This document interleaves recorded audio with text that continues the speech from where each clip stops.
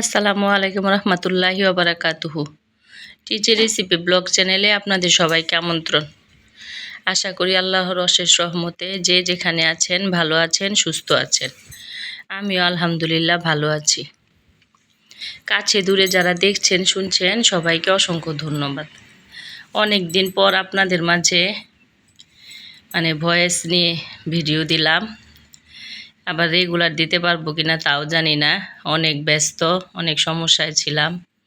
আল্লাহর অশেষ রহমত, আল্লাহ ব্যস্ততার মাঝে, সমস্যার মাঝে আল্লাহ রহমত দান করেছে। এজন্য দিল থেকে শুকরিয়া আদায় করছি আল্লাহর কাছে যে আল্লাহ সব সমস্যার মাঝখানে আবার সমাধানও করে দেন।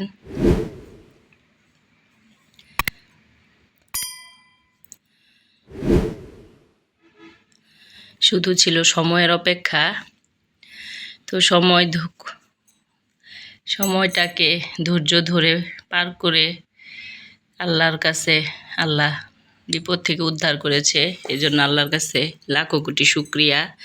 সবাই আমার জন্য, আমার পরিবারের জন্য দোয়া করবেন, আল্লাহ যাতে কাউকে সমস্যায় না ফেলায়। তো এই তো দেখতে পারলেন, আজকে সুন্দর একটা রেসিপি নিয়ে আপনাদের সামনে হাজির হলাম। আশা করছি আপনাদের কাছে অবশ্যই ভালো লাগবে। ঠিক যেভাবে আমি রেসিপিটা তৈরি করব, এভাবে একবার হলেও ট্রাই করে দেখবেন, ইনশাল্লাহ অবশ্যই ভালো লাগবে। তো আজকে বরবটি ভাজি করব। তো প্রথমে দেখলেন বরবটিগুলা কেটে ধুয়ে সুন্দর করে সিদ্ধ করে যে এভাবে পাটায় বেটে নিয়েছি। ঠিক এভাবে একদম মিশ করে সিদ্ধ করার পর যে ওই বরবটি টুকরার গায়ে পানি থাকে ওটাকে চালনিতে ঢেলে দিয়েছি। তারপর পানি ঝরানোর পর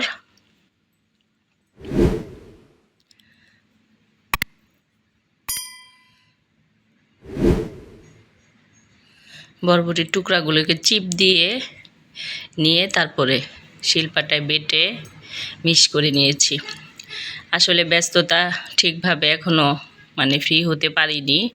তারপরে অনেক ঝামেলায় ছিলাম, সেখান থেকে আল্লাহ অনেকটাই উদ্ধার করেছে। যার কারণে পুরো ভিডিওটা একদম স্টেপ বাই স্টেপ আসলে করতে পারিনি। অনেক দিন ধরে ভিডিও দেওয়া হয় নাই। তারপরে আবার কিছুদিন দিলাম, 2-4 দিন, আবার মাঝখানে বাদ পড়ে গেল। তো এই জন্য এই যেভাবে পরিমাণ মতো সরিষার তেল দিয়েই তো আমি বরাবর রান্না করি। পরিমাণ মতো তেল দিয়ে নিলাম। তারপরে 1 কাপ পরিমাণ পেঁয়াজ কুচি, তারপরে সাথে দিয়ে দিলাম জিরা বাটা, হলুদের গুঁড়া, মরিচের গুঁড়া, কাঁচামরিচ দিয়ে আগে সুন্দর করে এই মশলাটাকে আমি কষিয়ে নিচ্ছি। আসলে ওই যে মাঝে মাঝে ভিডিওটা সাইড হয়ে গেছে, কারণ নিজেই একাই হাতে বারবার হাত ভিজা মুছে মুছে করতে হয়েছে। এজন্যই ভিডিওটা অনেক সময় একটু সাইড হয়ে গেছে।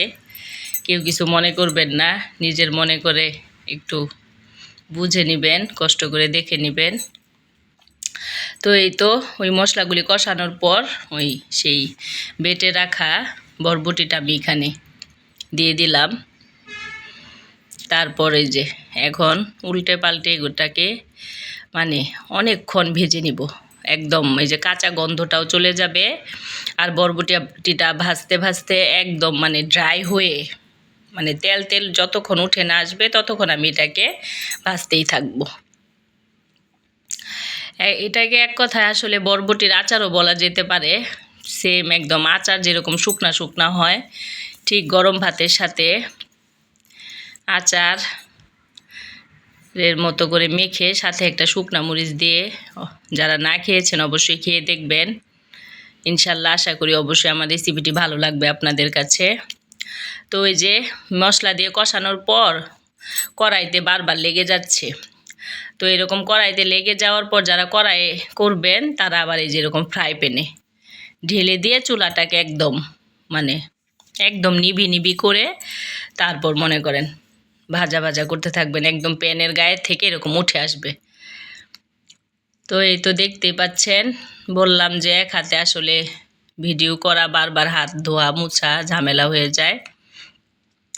তো এই যে দেখেন, ঠিক এই পর্যায়ে এভাবে আমার বরবটিটা ভাজা আমি কমপ্লিট করেছি। হয়তো আরও ভাজা হইতো, কিন্তু ওই যে বললাম সময়ের অভাবে একটু, তারপরেও অনেকটাই ফুল ভাজা ভেজে তারপরে এটাকে জিরার গুঁড়া উপরে আমি দিয়ে দিই, কিন্তু আজকে জিরার গুঁড়াটা ছিল না, যার কারণে আর দিতে পারিনি। তো এই তো একবার হলেও ট্রাই করবেন। তারপর সাথে আছে এই যে বড় একদম নদীর পাঙ্গাস মাছ ভাজি, বড় পাঙ্গাস মাছের দু পেঁয়াজু করে নিলাম সাথে। তো আজকে আপনারা কে কি রান্না করলেন, কি দিয়ে ভাত খেলেন অবশ্যই কমেন্টসে জানাবেন। আর আমার চ্যানেলটি যদি আপনাদের কাছে একটু হলেও ভালো লেগে থাকে তাহলে অবশ্যই আমার চ্যানেলটি সাবস্ক্রাইব করে আমার পাশেই থেকে যাবেন। আর যারা অলরেডি সাবস্ক্রাইব করেছেন তাদেরকে তো অসংখ্য অসংখ্য ধন্যবাদ। আমিও ইনশাল্লাহ আপনাদের পাশে থাকব। তো এই তো মাছ ভাজার পর সেই মাছ ভাজার তেলেই পেঁয়াজ কাঁচামরিচ একটু সামান্য লবণ দিয়ে এটাকে একদম সুন্দর লাল লাল করে এখন আমি ভেজে নিব। তো এই তো ফাইনালি মাছ ভাজা হয়ে গেছে আমার, মাছগুলি প্লেটে উঠাই নিছি।